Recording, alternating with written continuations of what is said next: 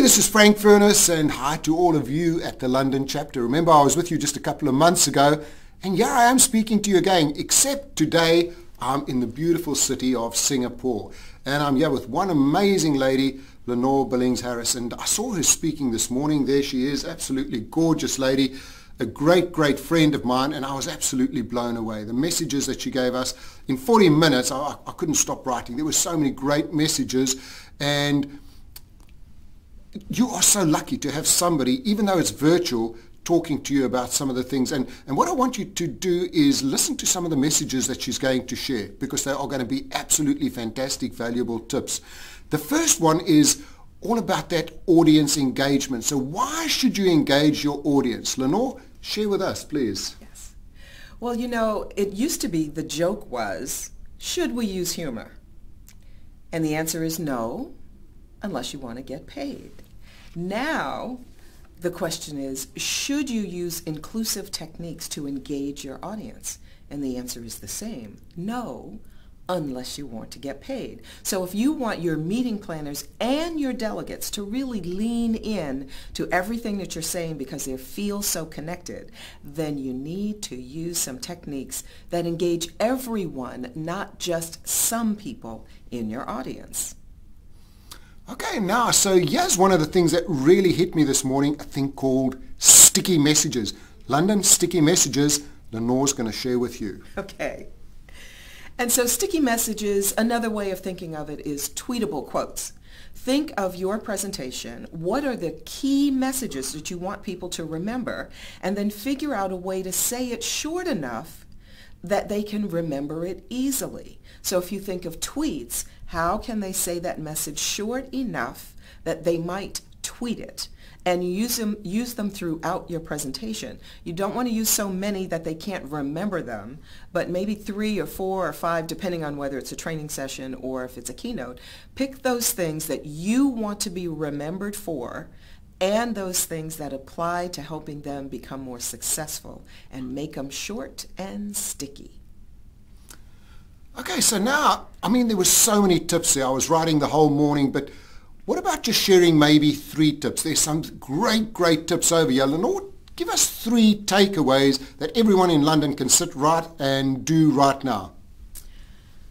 So certainly one of them is, you know, we all give away things to help our clients remember us and to help our audience, our delegate members remember us, and we may give bookmarks and business cards and things like that.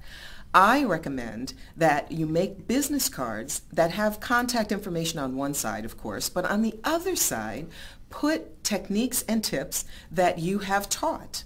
And what I have found, if you do that on business cards, or even better on a bookmark, they don't throw the bookmarks away, whether or not they're getting any books. So they'll keep that bookmark to follow through on the tips that you shared.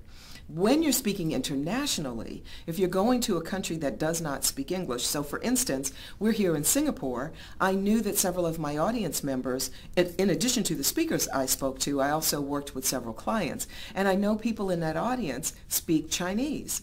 Now, they all spoke English, but a way to connect with those who spoke Chinese is I had my business cards printed with my English information on one side and the same information in Chinese on the other. Frankly, what happens is even if the person that picks it up does not speak Chinese, it just shows yet another way that I know who's in my audience. And then the next thing I want to share with you, because Frank asked me 3, the next is, I bet you use quotations, you know, quotes from other people. Hopefully you use quotes for yourself as well. But when you use quotes from other people, what I find to be true as I watch speakers around the world is the people that get quoted the most are dead white guys. Now, it's totally okay to quote dead white guys, so don't misunderstand. It's okay. There's some good quotes out there. There are a lot of smart dead white guys. However, to connect to your audience, think about bringing in more than people who have already passed.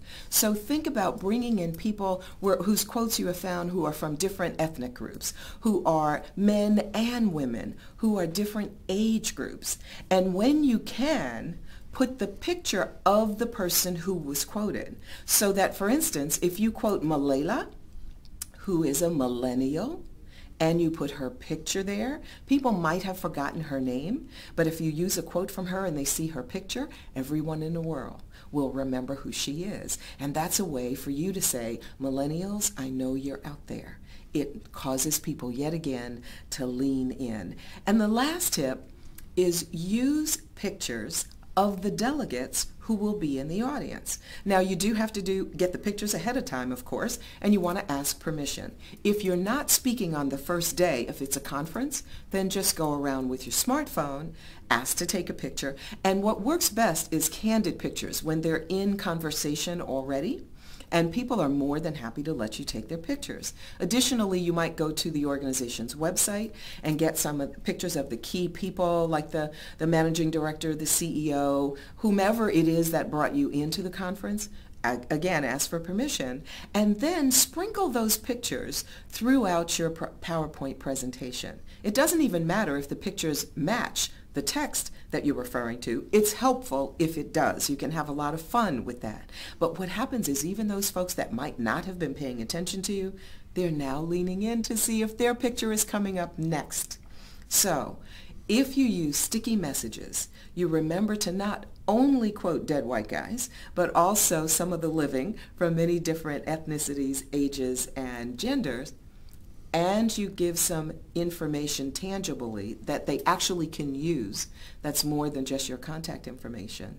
If you do those things, I guarantee you, your audiences might not even know why they love you so much.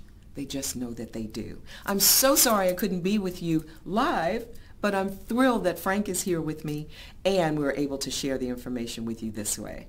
See you next time. Isn't that just the coolest information ever? It's so great being with my great friend Lenore over here. We've had a great time. I've learned so much from her.